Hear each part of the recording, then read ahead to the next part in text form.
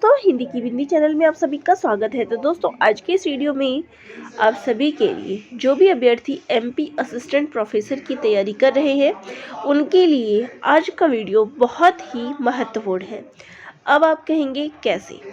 तो देखिए, MP assistant professor में 10 कहानियाँ दी गई है। ठीक है, उन 10 कहानियों के कहानीकार, प्रकाशन वर्ष, कहानी संग्रह, उनके पात्र और उनके विषय वस्तु, इन सभी का संग्रह मैं एक साथ लेकर आई हूँ ताकि आपके पास इन सभी कहानियों का एक साथ जो है मिल सके, एक साथ सभी कहानियाँ आपके पास आ जाए।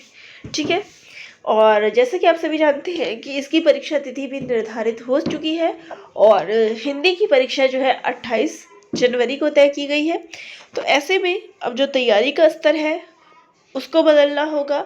जो जो इम्पोर्टेंट चीज़ें हैं परीक्षा से पहले आपको करवानी है वो चीज़ें मैं आपको करवाऊंगी कि क्या क्या चीज़ें आपको पढ़नी है। ठीक है, तो आज का वीडियो उन सभी अभ्यर्थियों के लिए जो एमपी असिस्टेंट प्रोफेसर की तैयारी कर रहे हैं। ठीक है, तो इसमें पहली कहानी जो है वो है टोकरी भर मिट्टी। इसके लेखक है माधवराव सप्रे। इसका प्रकाशन वर्ष है 1901 ईस्वी। ये किस पत्रिका में छपी थी? तो ये छत्तीसगढ़ मित्र पत्रिका में छपी थी। अब इसके पात्रों की बात कर ले तो इसमें जमींदार है, अनाथ विधवा बुढ़िया होती है और इसकी 5 वर्ष की पोती होती है बुढ़िया की। फिर इसकी विषय वस्तु पे आ जाते हैं तो इसमें सामाजिक अन्याय के विरोध की जो है कहानी दिखाई गई है। जमींदारी व्यवस्था कि किस प्रकार जो है जमींदारी व्यवस्था के कारण गरीबू लोगों का शोषण होता है। इसके अलावा भ्रष्ट वकील का संकेत भी हमें इस कहानी में देखने को मिलता है कि किस प्रकार से जो है वो बुढ़िया की झोपड़ी हड़पने के लिए गलत रास्ते जो है बनाता है। ठीक है, अगली कहानी है उसने कहा था, जिसके लेखक है चंद्रधर शर्मा गुलेरी। इसका प्रकाशन वर्ष है 1915 ईस्वी। इसके नायक की बात कर ले तो इसके मुख्य नायक है लहना सिंह। उसके बाद सूबेदार हजारा सिंह, सूबेदारनी होरा, बोधा सिंह इन दोनों का पुत्र है। फिर यहाँ पे देख सकते हैं सूबेदार का बेटा बोधा सिंह। फिर अतर सिंह जो कि लड़की का मामा है, लड़की यानी कि जो होरा है उसका मामा है। महीप सिंह ये एक सिपाही होता है। ठीक है, इसकी अब बात करें कि ये किस पर आधारित है, इसके विषय वस्तु क्या है। तो सर्वप्रथम जो है ये एक प्रेम कहानी है और आगे जो प्रश्न पूछा जाता है कि फ्लैशबैक शैली पर लिखी गई रचना कौन सी है, तो ये फ्लैशबैक शैली पर लिखी गई है। दूसरा जो इस पे प्रश्न बनता है कि प्रथम विश्व युद्ध की पृष्ठभूमि पर आधारित कहानी है ये। देश प्रेम, त्याग, बलिदान, कर्तव्य निष्ठा पर आधारित ये कहानी है। ठीक है, और ये कहानी जो है 5 अंकों में विभाजित है। पत्रिका की बात कर ले तो सरस्वती पत्रिका में जून 1915 अंक में ये प्रकाशित हुई थी और इस कहानी को मील का पत्थर कहा जाता है। तो ये थी इस कहानी से संबंधित इंपॉर्टेंट बातें। चलिए अब यहाँ पे देखिए अगली जो रह गए थे इसके पात्र में, तो वजीरा सिंह सिपाही है, लपटन साहब इसके सिपाही हैं। ठीक है, तो ये जो है इसके सिपाहियों के नाम है और इसको जो है कहानी को मील का पत्थर कहा जाता है। चलिए अगली कहानी पे आ जाते हैं। तो अगली कहानी है नशा, जिसके लेखक है मुंशी प्रेमचंद जी। ये कहानी 5 खंडों में विभाजित है और कहानी जो है मानसरोवर भाग 1 में प्रकाशित है। अब मानसरोवर भाग 1 का जो प्रकाशन वर्ष है वो है 1936 ईस्वी। इस कहानी के पात्रों पे आ जाते हैं तो ईश्वरी जो कि जमींदार का लड़का है, वीर ईश्वरी का दोस्त है जो कि गरीब होता है, रियासत अली और रामक, तो ये सब इस कहानी के पात्र हैं। अब इसकी विषय वस्तु क्या है? तो झूठ एवं छद्म के मोहपाश में फंसकर वास्तविकताओं को भूलना जीवन में त्रासद स्थितियों को उत्पन्न करता है। तो ये जो लड़का होता है ईश्वरी का दोस्त, वो किस प्रकार से जब ईश्वरी के घर जाता है तो स्वयं के बारे में भूल जाता है कि वो गरीब है और वो उसकी तरीके से ही सबके साथ व्यवहार करने लग जाता है। तो यही इसमें दिखाया गया है, यानी जो ये नशा है उसको भी इसका नशा लग जाता है, अमीरी का नशा लग जाता है, यही इस कहानी में दिखाया गया है। चलिए अगली कहानी हमारी तीसरी कसम और इसके लेखक है फणीश्वर नाथ रेणु। तो इन कहानियों का जिक्र मैं वीडियो में कर चुकी हूँ, तो इसलिए यहाँ मैं कहानी के सारांश आपको नहीं बता रही हूँ। इसका प्रकाशन वर्ष है 1956 ईस्वी। ये उनके काव्य संग्रह ठुमरी कहानी संग्रह में संकलित है। पात्रों की बात करें तो इसमें हीरामन ग्रामीण गाड़ी वाला है, हीराबाई नौटंकी कंपनी में काम करने वाली नटी है। अब प्रश्न जो आपको कई बार पूछा जाता है वो है इसके गौण पात्र, वो भी पूछे गए हैं आजकल की परीक्षाओं में।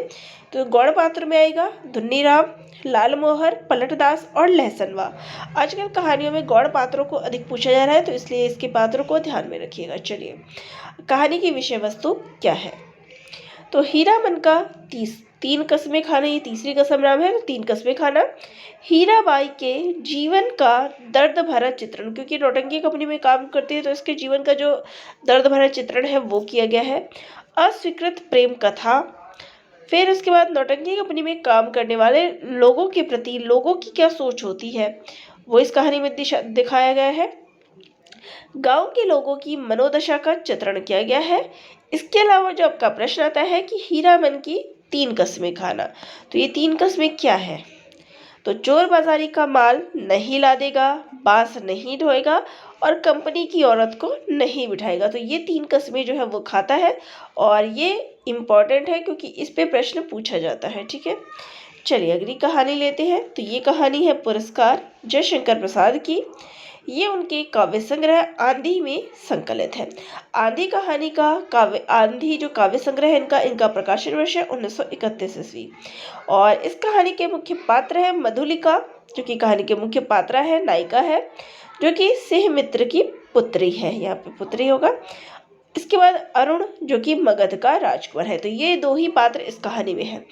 तो पुरस्कार कहानी में व्यक्तिगत प्रेम और जन्मभूमि के प्रति कर्तव्य के संघर्ष को अधिक महत्व दिया गया है। यानी कि व्यक्ति जो है अपने प्रेम से ज़्यादा किसको महत्व दे रहा है? देश प्रेम को ज़्यादा महत्व दे रहा है, अपने कर्तव्य को।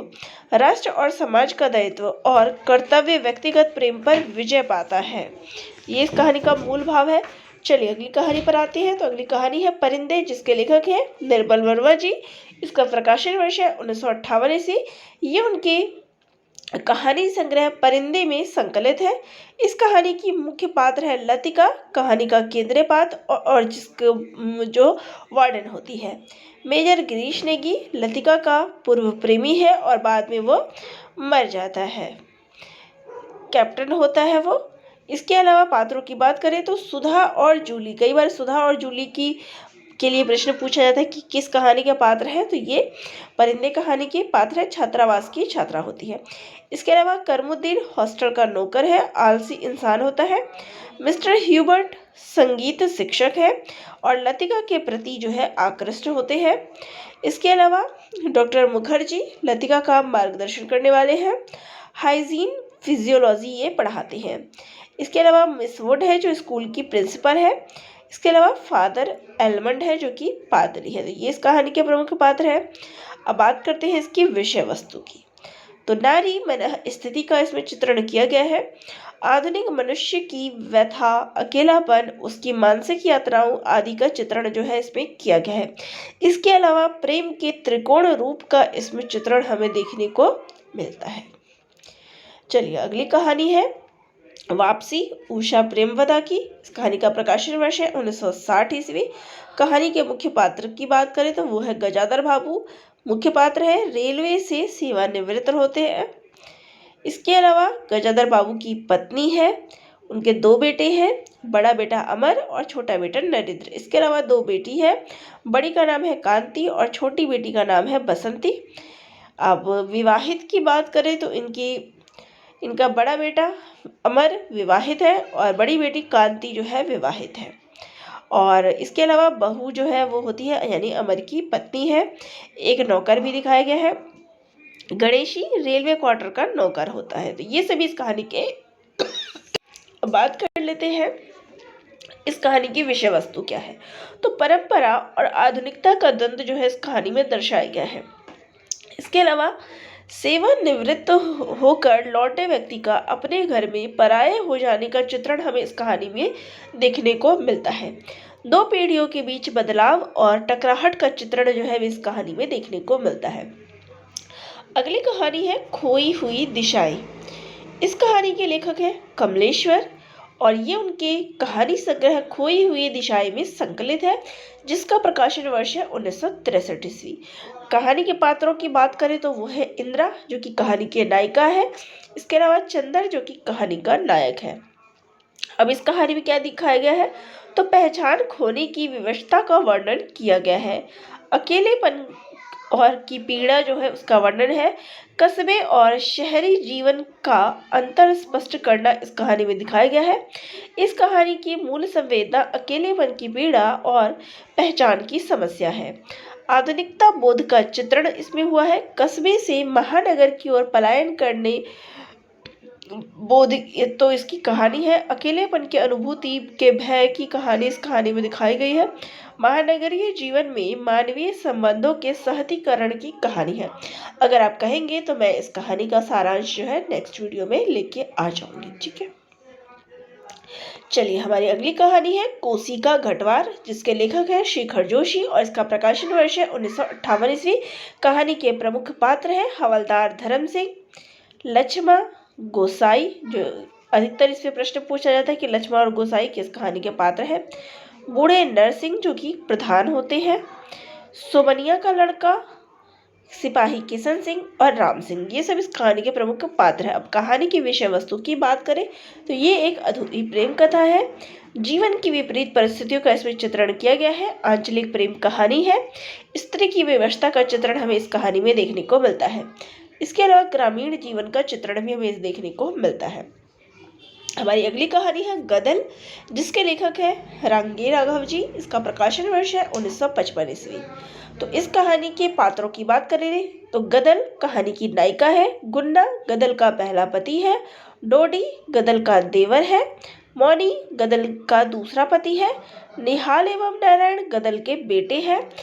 चंपा एवं चमेली गदल की बेटियां हैं। दुल्लो गदल की जेठानी है। तो ये सब इस कहानी के पात्र हैं। अब बात करते हैं इसकी विषय वस्तु की। तो प्रेम की त्रासदी की कहानी है। कहानी का केंद्रीय तत्व है प्रेम, जो आत्मपीड़न, समर्पण और उत्सर्ग की चिर परिचित युक्तियों के साथ कहानी में विकसित होता चल जाता है। एक ऐसी स्त्री की कहानी है जो अपनी संस्कारगत सीमाओं में रहकर अपना विद्रोह प्रकट करती है। ये इस कहानी के बारे में था। अगर आप कहेंगे तो मैं इस कहानी का सारांश भी लेकर आऊंगी, तो आप मुझे कमेंट बॉक्स में मुझे बता दीजिएगा कि मैं किस किस कहानी का सारांश आप सभी के लिए लेकर आऊं। फिलहाल बात की जाए तो मैंने आप सभी को पुरस्कार कहानी तक जो है सारांश मैंने आप सभी को बता दिया था। अब जो हमारे रहते थे वो है परिंदे और वापसी और खोई हुई दिशाएं, कोसी का घटवार और गदल, ये 5 कहानियां रह गई थी जिनका हमें जो है सारांश पढ़ना था। तो आप कहेंगे तो मैं आपको इसका सारांश भी बता दूंगी। और वीडियो आपको कैसी लगी एक बार कमेंट बॉक्स में कमेंट करिएगा। और आपके जो भी डाउट रह गए हों या कुछ आगे वीडियो में चाहते हो कि बताया जाए, तो किस किस टॉपिक पर वीडियो लाया जाए, कुछ अगर आपको कमेंट करना है तो कमेंट ज़रूर करिएगा। और वीडियो अच्छी लगती हो या नहीं अच्छी लगती हो, कोई कमी रहती हो तो वो भी कमेंट करके ज़रूर बताइएगा। धन्यवाद।